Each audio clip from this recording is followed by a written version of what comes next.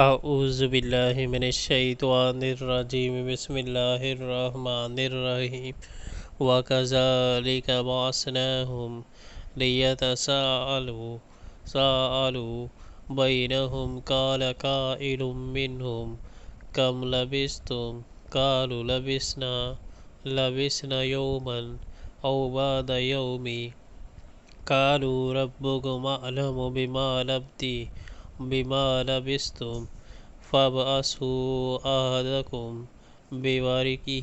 بورقكم هذه إلى المدينة فلينظر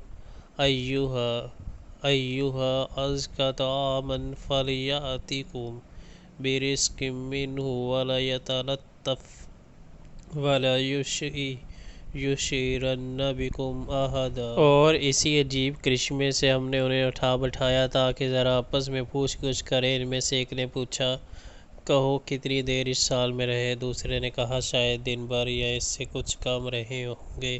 پھر وہ بولے اللہ ہی بہتر جانتا ہے کہ ہمارا کتنا وقت اس حالت میں گزرا۔